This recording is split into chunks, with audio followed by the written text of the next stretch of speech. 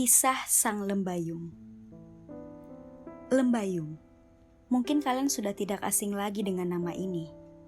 Lembayung senja yang memiliki rona ungu dan jingga yang membawa kedamaian bagi siapa saja yang memandangnya. Ataukah bunga lembayung yang harum dan merebak setelah hujan menerpa. Tapi lembayung ini memiliki kisahnya sendiri. Sama halnya seperti lembayung senja yang memencarkan ronanya dan bunga lembayung yang merebak setelah diterpa hujan. Lembayung ini juga membawa keindahan dan keceriaan bagi orang-orang di sekitarnya. Namun, kadangkala keindahan dan keceriaan itu akan diterpa oleh kesedihan. Begitu juga lembayung senja dan bunganya. Ada kalanya senja itu hilang dan meredup, dan ada kalanya bunga itu layu dan kuncup. Begitulah hidup ini, tidak melulu tentang suka, tapi kita juga harus menempuh duka. Nak, ayo nak, satu suap lagi.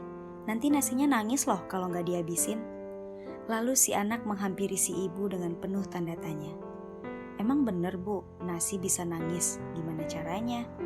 Penuh sejuta tanya di benaknya. Iya nak, nanti kalau lembayung nggak habisin nasinya bakalan sedih. Kalau nasinya sedih, nanti Tuhan marah loh. Dan lembah gak dikasih makanan dan minuman lagi. Kalau tidak makan dan minum, nanti kita bisa mati. Lembayung mau mati. Kalau mati, lembah tidak bisa ketemu ayah dan ibu lagi. Enggak bu, lembayung takut. Lembayung sayang ibu. Nah makanya, ayo habisin nasinya ya. Sang ibu hanya geleng-geleng kepala saat melihat tingkah sang putrinya yang sangat ceria dan memiliki rasa keingintahuan yang tinggi.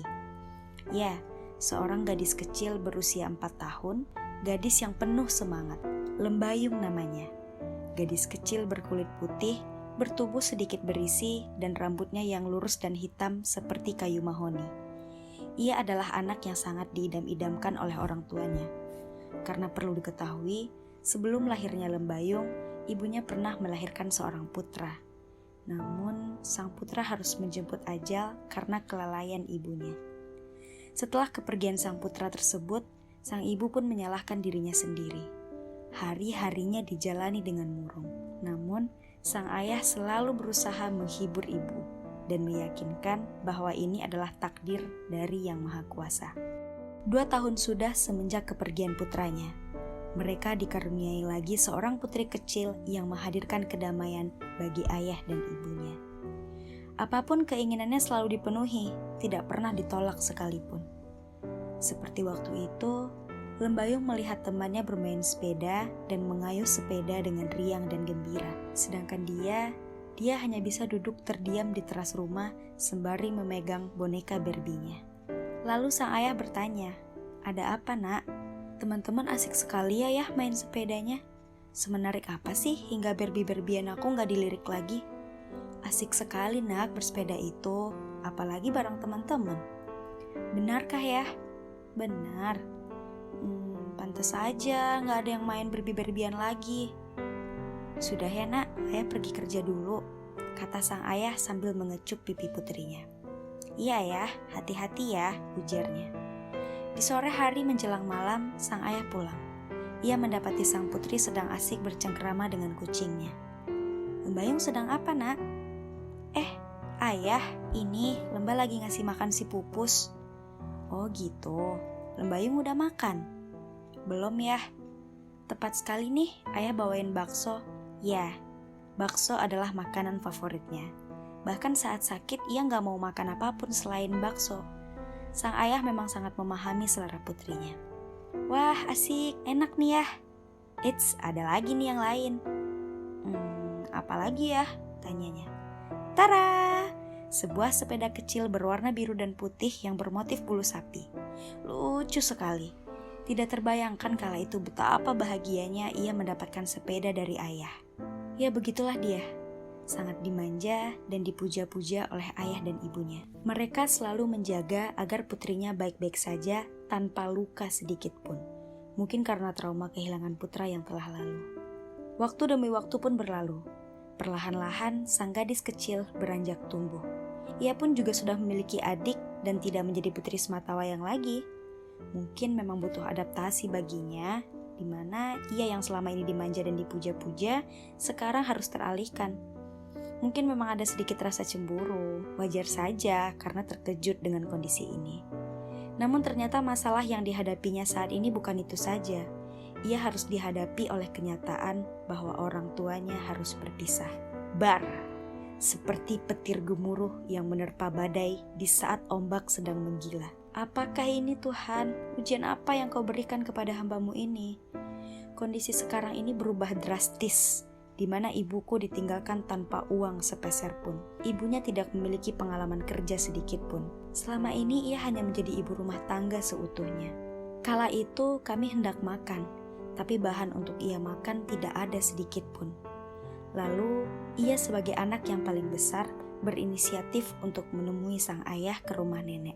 Siapa tahu ayah mau memberikan uang atau makanan.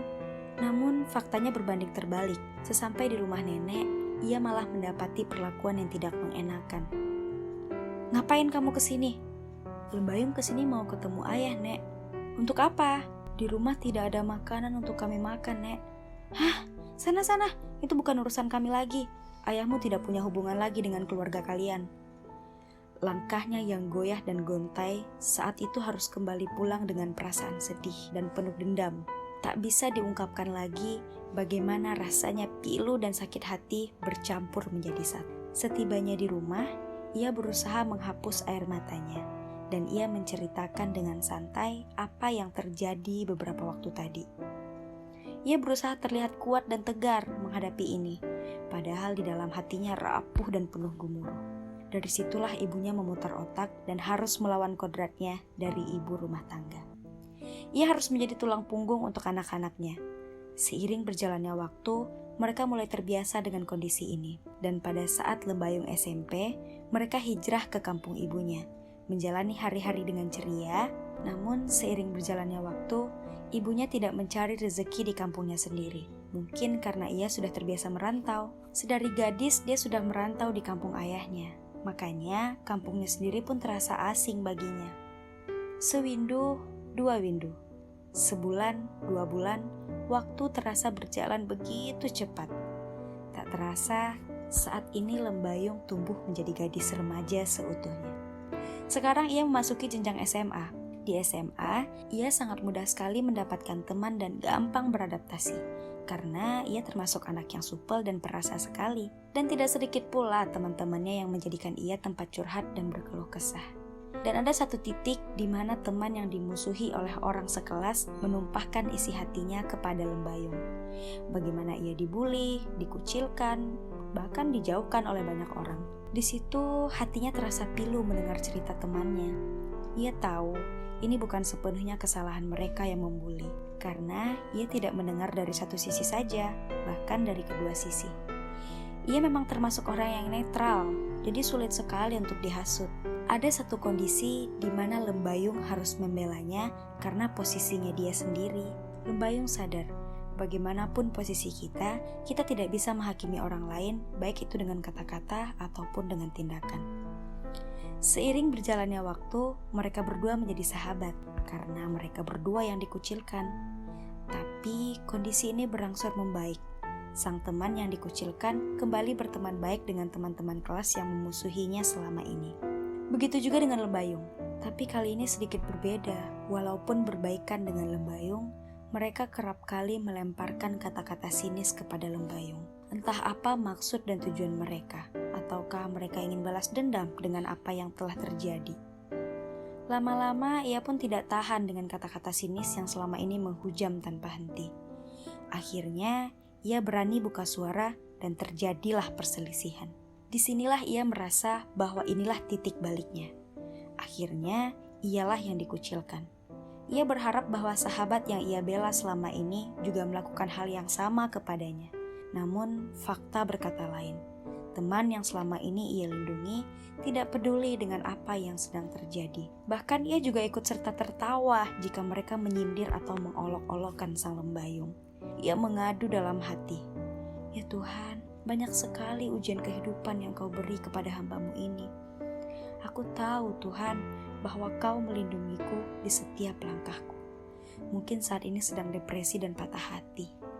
tapi hanya Engkaulah satu-satunya yang maha membolak-balikan hati. Jadi, aku minta padamu agar Kau kuatkan hati ini menerima apapun cobaan yang terjadi. Waktu pun berlalu, dan akhirnya Lembayung lulus SMA. Mungkin itu adalah impian terbesarnya selama ini. Akhirnya aku bisa berpisah juga dengan orang-orang ini. Begitu senangnya hati ini saat akhirnya siksaan batin yang selama ini menghujam berakhir hari ini. Hari-hari dilaluinya dengan melakukan kegiatan positif. Sang sahabat pun berkali-kali mengajaknya untuk refreshing atau menikmati waktu-waktu bersama. Lagi-lagi masalah menerpanya bertubi-tubi. Lembayung memang orang yang mudah beradaptasi, tapi ia tahu juga bagaimana membatasi diri. Ia takut jika terlalu jauh bergaul, nanti dampaknya tidak akan baik lagi. Benar saja, lambat laun Lembayung mengenal satu persatu teman dari gengnya ini. Karena kecemburuan yang membutakan mata dan hatinya, sahabatnya ini telah menuduhnya yang tidak-tidak. Dan akhirnya sang teman mengungkapkan kenapa mereka selama ini marah. Ya jawabannya, karena mereka tidak suka temannya diambil. Lalu sang Lembayung bertanya-tanya, jika tidak suka selama ini, kenapa ingin memasukkanku ke dalam lingkaran pertemanannya? Terjawab sudah kegundahannya selama ini. Ternyata ada salah satu orang yang ingin sekali memasukkan Lembayung ke dalam lingkaran pertemanan ini. Ia menyuruh sahabat si Lembayung agar mengajaknya terus bersama mereka. Jadi bukan ia yang berinisiatif sendiri. Terungkap juga mengapa ia cemburu. Ternyata selama ini karena ia merasa bersaing dengan satu di antara mereka. Disinilah Lembayung memutuskan untuk tidak terlalu dekat lagi dan ia memilih untuk memilih jalan sendiri dan mencari lingkungan yang baru. Dari cerita ini, ia paham bahwa betapa kuat dirinya menempuh berbagai ujian kehidupan yang mungkin karena Tuhan selalu membersamainya. Ia merasa yakin bahwa Tuhan sangatlah menyayanginya dan Tuhan ingin menunjukkan bahwa dirinya berharga dan begitu kuat.